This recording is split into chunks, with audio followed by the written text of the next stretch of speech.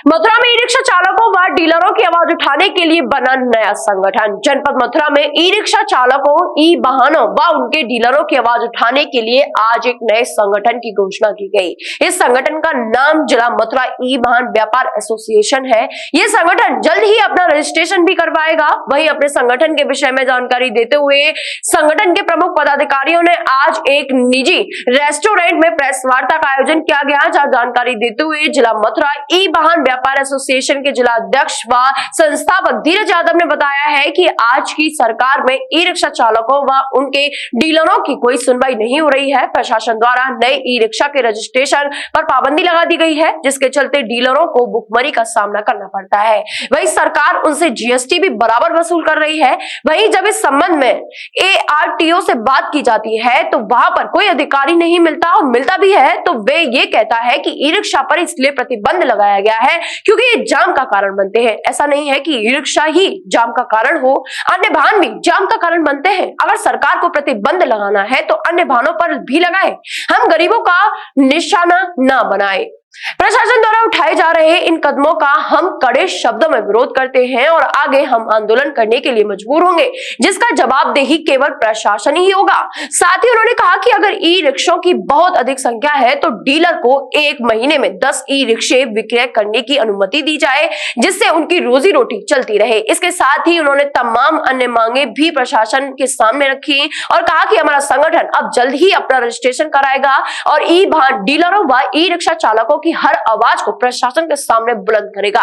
इस दौरान संगठन के संस्थापक व जिला अध्यक्ष धीरज यादव, उप संस्थापक फैजल रहमान, जिला उपाध्यक्ष पवन ठाकुर, साथ ही अन्य पदाधिकारी भी मौजूद रहे। सबसे पहले सभी मीडिया भाइयों का जिला मथुरा ई वाहन व्यापार एसोसिएशन मथुरा की तरफ से सभी भाइयों का बहुत बहुत शुक्रिया आने के लिए, और नई साल के भी बहुत बहुत बधाई आप सभी भाइयों के लिए। हमने जो प्रेस वार्ता मथुरा जिले के लिए जो हमने समिति बनाई है उसका नाम है जिला मथुरा ई वाहन व्यापार एसोसिएशन मथुरा। जो हम सब डीलर इकट्ठे होकर हमने अपनी समिति ये बनाई है, एसोसिएशन बनाया है, वो इसीलिए बनाया है कि जो हमारे 2 महीने से हमारे जितने ट्रेड थे वो सब बंद, रजिस्ट्रेशन बंद कर दिए ई रिक्शे वाले। तो जिसमें हमको रोजगार करने में, अपना व्यापार करने में हमको बहुत दिक्कतें आ रही हैं। ना तो हम अपना समय से अपना भाड़ा दे पा रहे हैं, ना हम अपने समय से अपने कर्मचारियों को हम वेतन दे पा रहे हैं, और ना ही अपने बच्चों को हम ढंग से पाल पा रहे हैं। तो हमको रोजगार के लिए बहुत बड़ी दिक्कत आ रही है।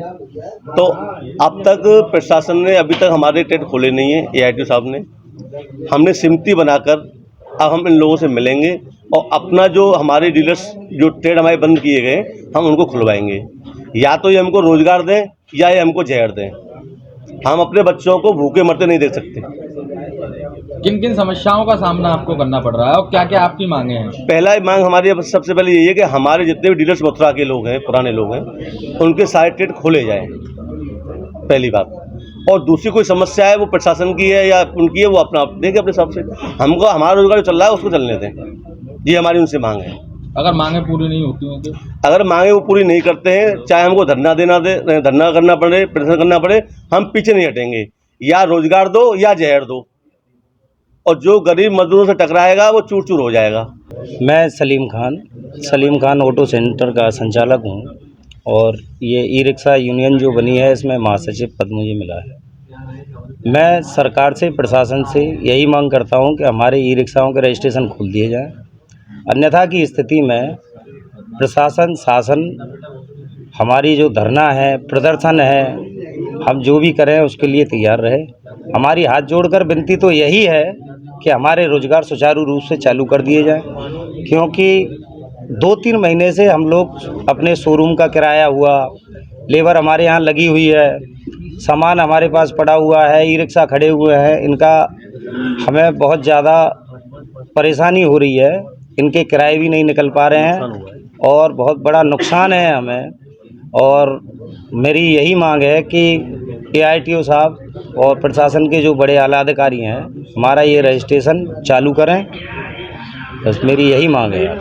जी, मैं जगराम भारतीय JB ग्रीन फाउंडेशन ट्रस्ट का फाउंडर हूँ। साथ में ज़िले की महत्वपूर्ण समस्याओं को लेकर हमेशा समाज के साथ खड़ा रहता हूँ। हाल ही में एक सरकार के आदेश के अनुसार ई रिक्शा डीलर्स के सामने एक बड़ी चुनौती आई कि उनको अचानक व्यापार को बंद कर दिया गया। ना ही तो उन्हें पूरी प्रिपरेशन की तैयारी दी गई कि वो अपनी आजीविका चला सके, ना उन्हें समय दिया गया और इस तरह का आदेश दे दिया गया कि उनके लिए कोई विकल्प नहीं है। तो सारे डीलर्स बेहद परेशान थे। कल उन्होंने एक संरक्षक के रूप में हमें जिम्मेदारी दी।